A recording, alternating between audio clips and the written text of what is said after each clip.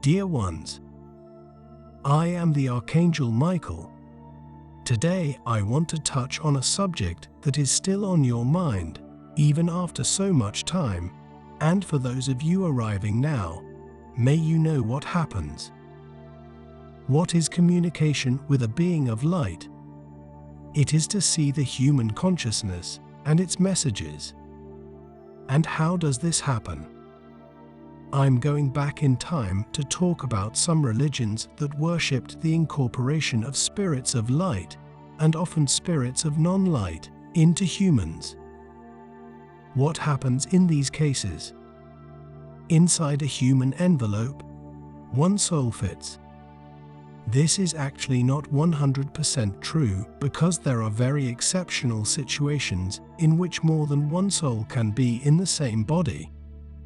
But as I have just said, these are very exceptional situations.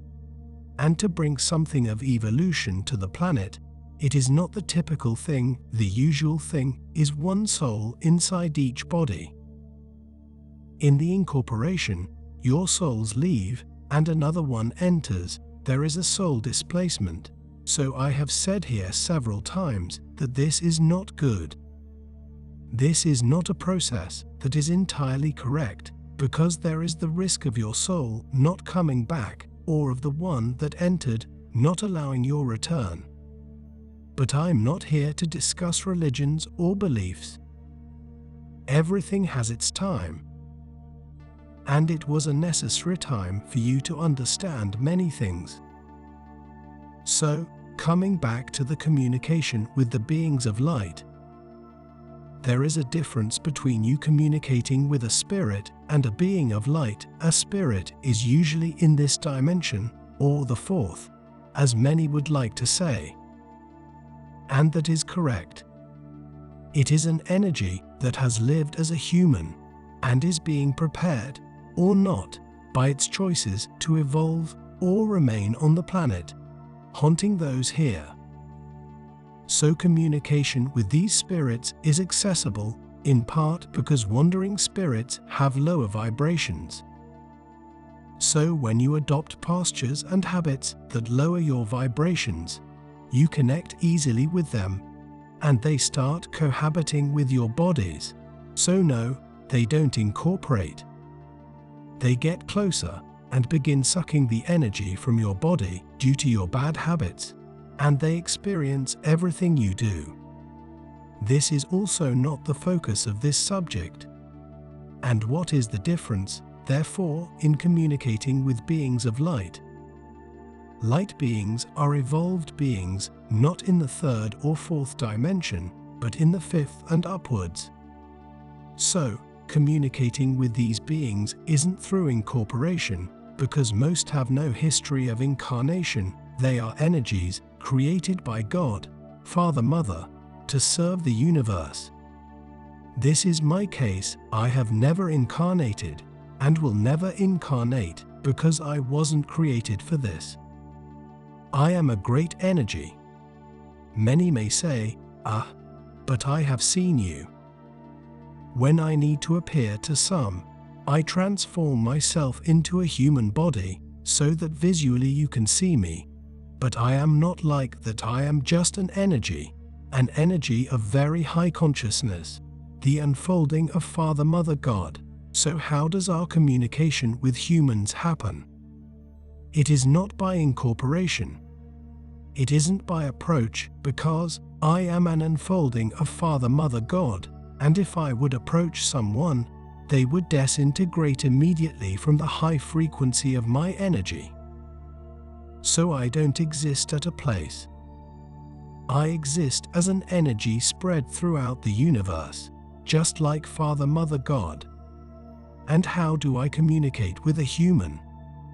By telepathy.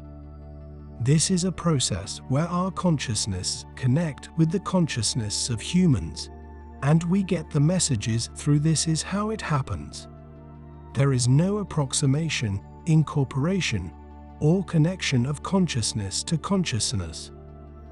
And everything we want to say is placed in the mind of the one speaking and connected with us. So an important point to note, the speaker is human. And humans, according to their thoughts, have traits, they have reactions. How many of you, when speaking, won't gesticulate? How many of you, when talking, don't make faces and mouths? How many of you don't cry when having a sad thought? Who? Point me at one of them. To clarify, a human receives much information and captures it as if it were his own thoughts. That's how this works. We fill the human's mind with information, and he decodes it into your language. So there are quirks, there are exclamations, there are feelings, there are reactions. It doesn't mean there is incorporation. He is just reacting to the messages that we are passing on. Now, one thing needs to be made clear. We also have feelings.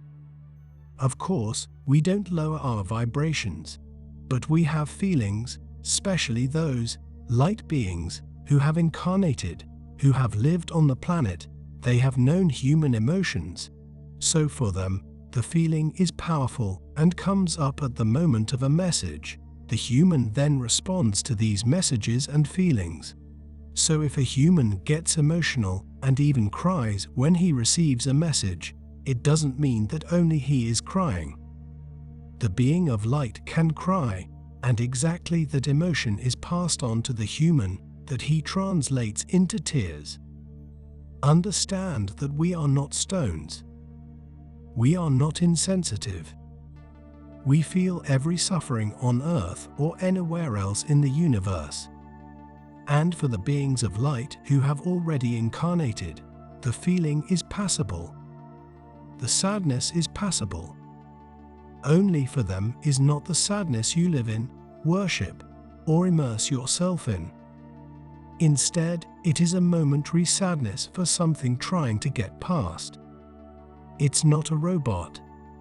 It's not a computer, it's a human who has feelings and reacts to the content of the messages conveyed to him. So understand that there is always a human reaction to every message. If there are happy and funny messages, he responds in the same way. But when there are sad and profound messages, he feels their emotions. So it's not saying that the human is modifying what he receives, it's not saying that he is transforming all that into his own reactions, because there is no time for him to do that.